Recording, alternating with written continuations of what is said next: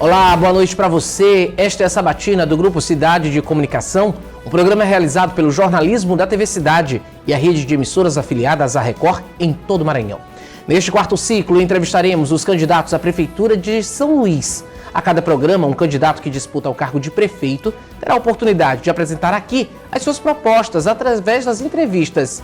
Esta sabatina segue as seguintes regras. 6 temas foram escolhidos pela banca de jornalistas da TV Cidade. São eles saúde, educação, turismo, infraestrutura, economia e cultura. Destes, 5 temas serão sorteados e irão compor a entrevista nos próximos 20 minutos. A ordem de sabatinados foi definida através de sorteio, mediante assessores de todos os candidatos. No programa de hoje, vamos entrevistar o candidato Franklin Douglas, do Partido Socialismo e Liberdade.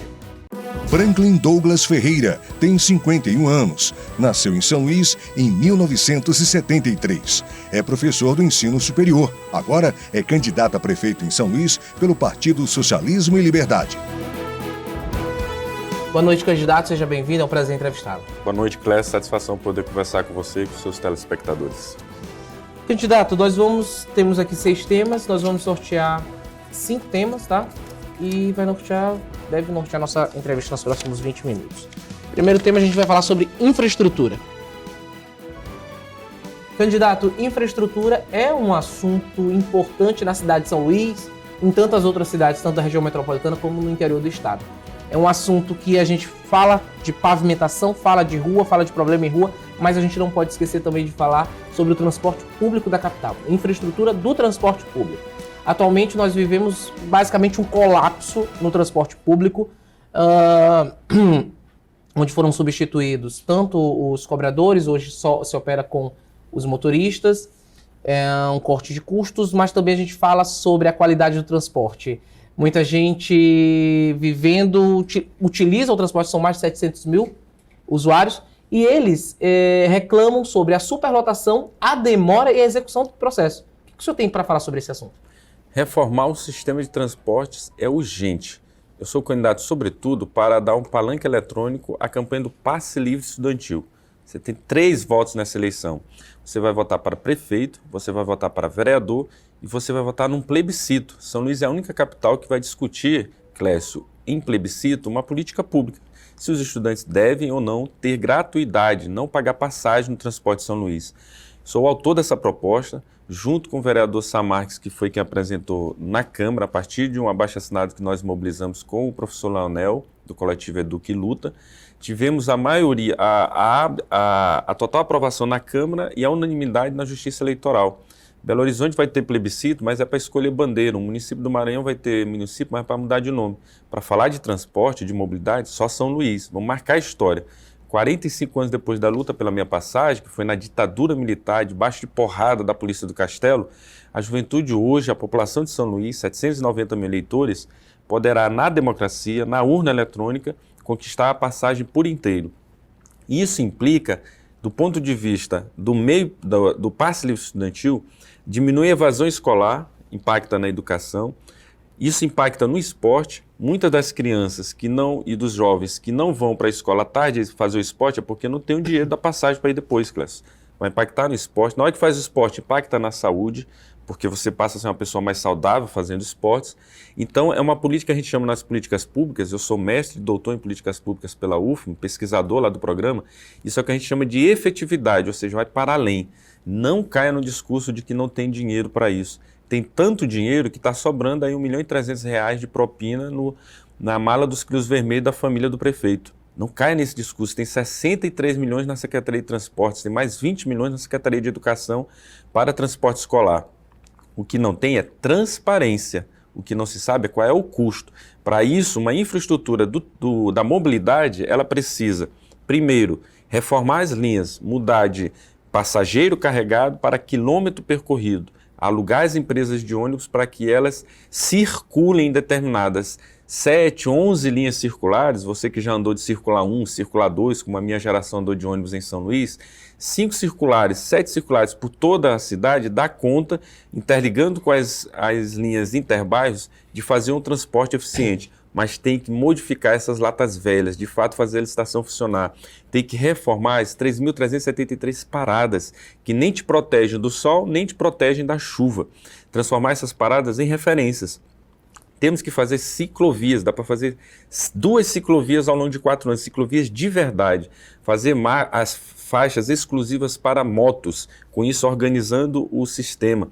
Ampliar de 1 para 4 horas, você teve a oportunidade de trabalhar em São Paulo, viu como a Marta Suplicy, que é a vice lá do Boulos, nosso candidato pessoal em São Paulo, botou para funcionar o bilhete único, ela inventou o bilhete único. O bilhete único de São Luís é de faz de conta. Se você troca de percurso, já perde. Em 1 hora, com o trânsito que tem em São Luís, que não é nada livre, como o prefeito anuncia na sua propaganda maravilhosa da cidade de São Luís, só enganosa, na verdade, não é nada livre, você perde. Tem que ser aumentar isso para 4 horas.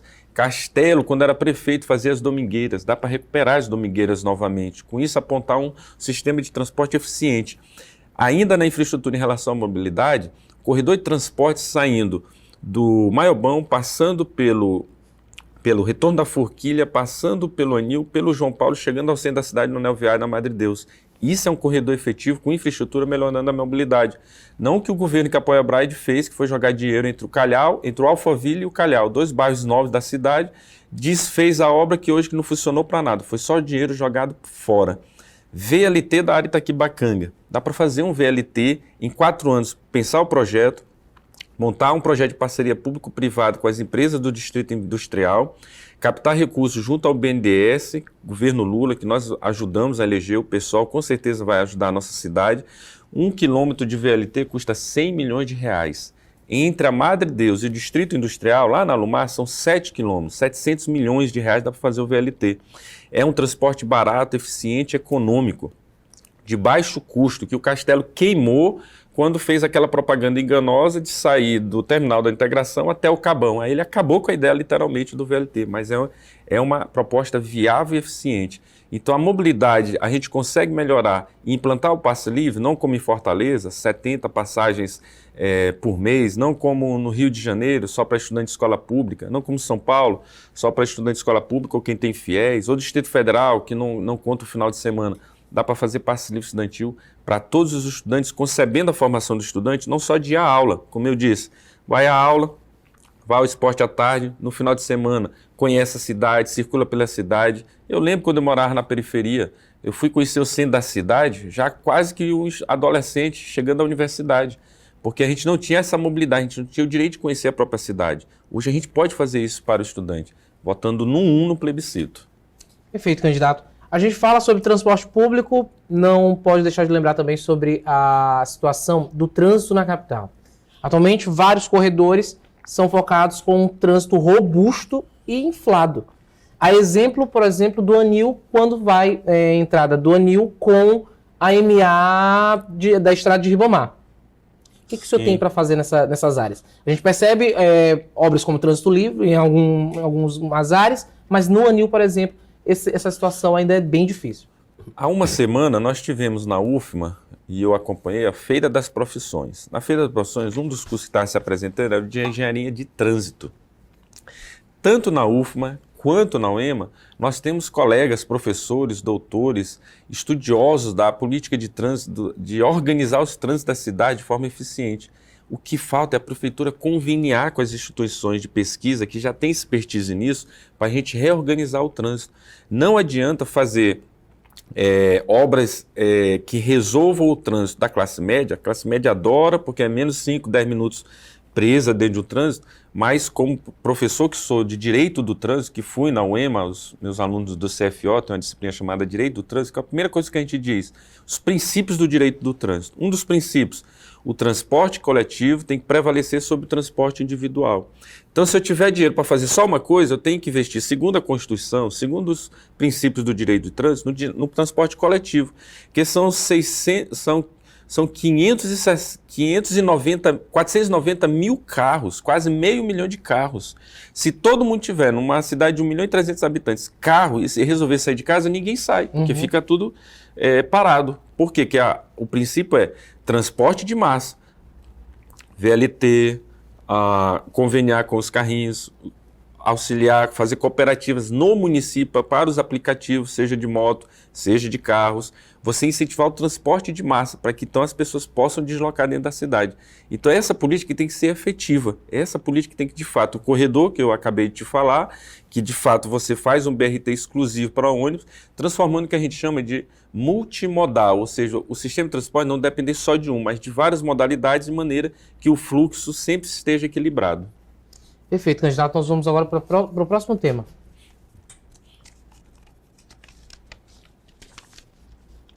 Nós vamos falar sobre educação.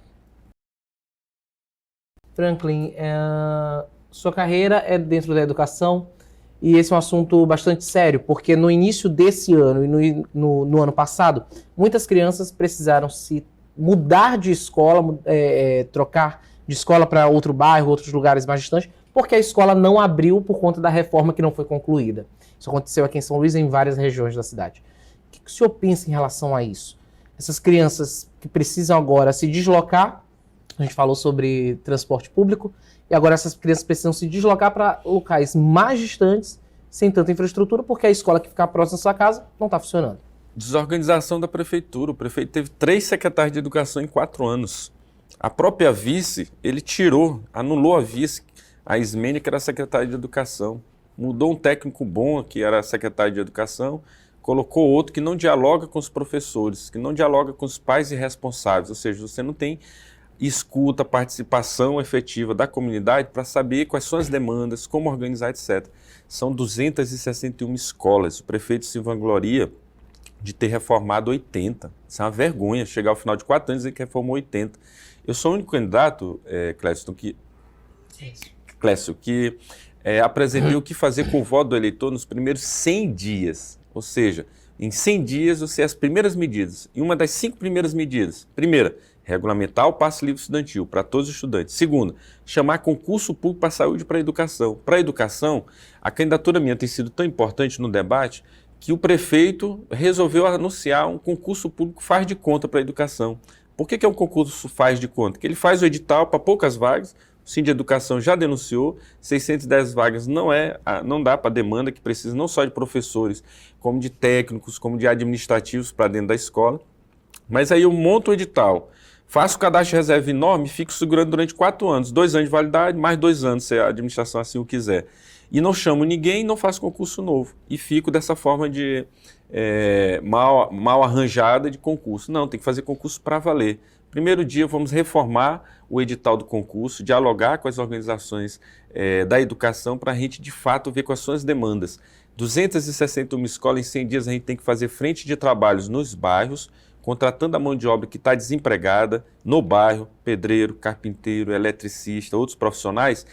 Eu sou professor da área de Direito Administrativo também, então eu sei que eu não vou fazer algo que comprometa os recursos da prefeitura e nem que perca os trabalhadores os seus direitos. Em contrato emergencial, garantir os direitos trabalhistas desses trabalhadores, em forma de mutirão, reformar as 261 escolas, reformar os quase 70 anexos. Tem anexo que eu visitei com o professor Leonel, do coletivo Educa e Luta, com as mulheres de Fibra, a Lene e Naná, com o Helenildo, os vereadores que têm me acompanhado, que é uma vergonha. O cadeirante não consegue nem entrar, o estudante cadeirante não consegue nem entrar na escola, não tem ar-condicionado. Os professores não têm capacitação permanente. Se tem mestrado e doutorado, isso não acrescenta em quase nada a sua carreira. Então, essas demandas todas têm que ser equacionadas num plano municipal de educação feito de forma participativa no Congresso da Educação para distribuir as vagas conforme as demandas, evitando, tanto nas creches quanto nas escolas, o que eu recebo de telefonema, de mensagem: Frank, denuncia, aqui não teve vaga na escola. Vocês que fazem o jornalismo real, concreto, da vida diária da comunidade de São Luís, estão cansados de saber, você que assiste a emissora, a TV Record, está cansado de saber que isso é a realidade e não a propaganda que está do candidato a prefeito à reeleição. Professor, existe um estudo, aliás, alguns estudos que foram realizados, de que as crianças, adolescentes e jovens têm escolhido cada vez menos a profissão de professor. Uma pena, mas entendo. E daqui a 15 anos, há a possibilidade de existir um déficit na profissão de professor. O senhor pretende fomentar isso e atrair mais pessoas? Quando eu digo fazer o concurso público, é organizar. Você faz um planejamento para que o concurso público seja uma coisa rotineira. Então, você faz o primeiro edital, faz as demandas das vagas, chama os candidatos aprovados. Passou 2 anos, monitora quem morreu, quem saiu de profissão, quem mudou de cidade, etc. O que tem de vaga remanescente, o que precisa acrescentar de profissionais a serem contratados para dar conta da demanda. Chama novo concurso e com isso você faz de um ciclo organizado e planejado de concurso efetivo. O estudante de história, das licenciaturas, da matemática, da física, de letras, que está se formando, ele já sabe que de 2 em 2 anos vai ter concurso para a prefeitura.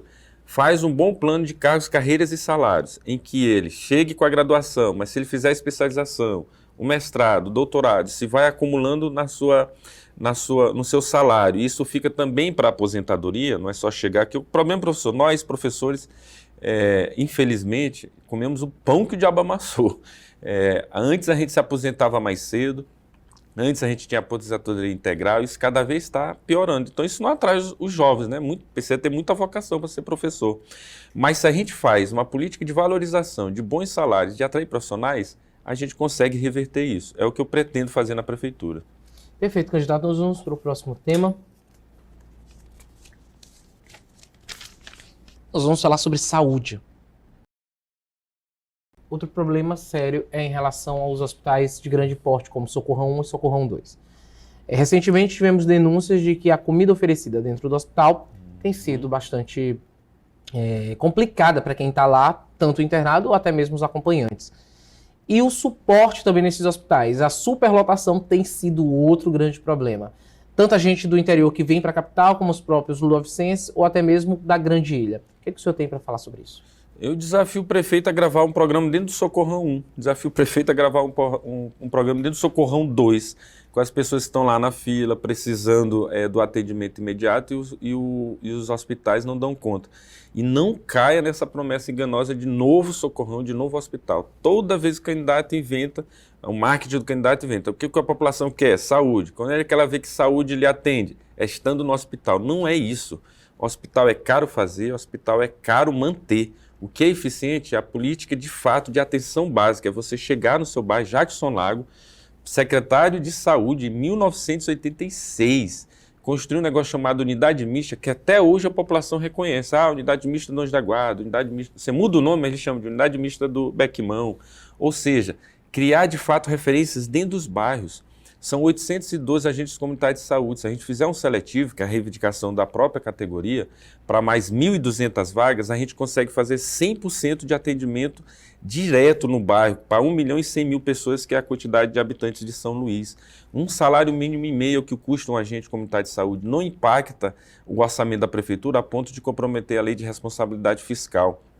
Com o agente de saúde, no bairro, um médico, etc., você consegue reduzir a demanda e a demanda sobre esses 2 grandes hospitais.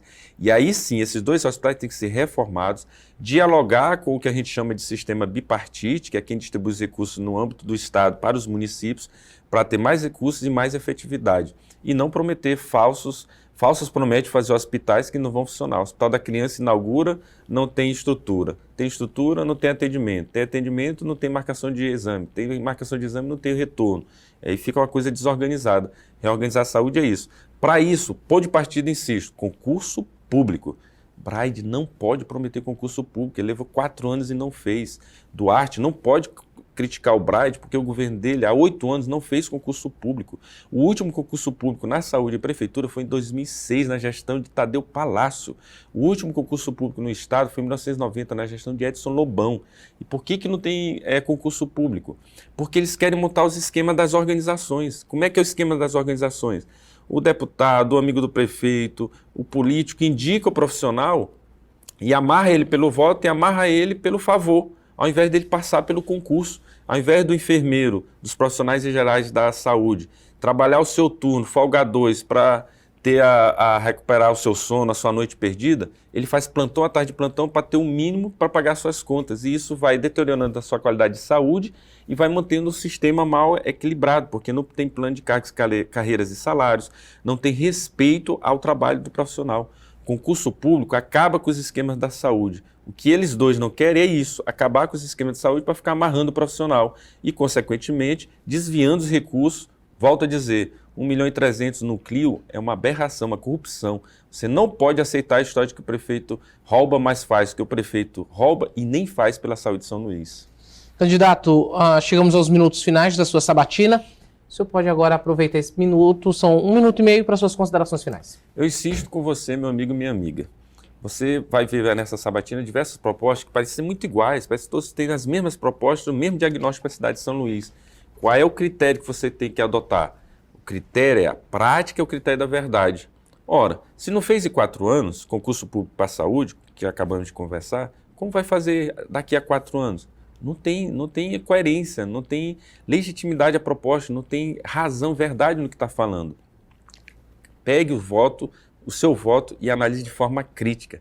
Eles querem te amarrar, eles querem te acorrentar entre o ruim e o menos pior. Você não pode cair nessa falsa polarização. Você pode escolher o melhor para a cidade. Para isso eu te peço o voto, me leve ao segundo turno, onde eu terei as condições iguais de debate na televisão, iguais de campanha, e mostrar que nem o que não estava pronto e nem o que não está preparado não tem condições de administrar essa cidade para os seus interesses, o interesse do seu filho, da pessoa que você ama nesta cidade. Peço o teu voto para o 1, no plebiscito sobre passe livre estudantil.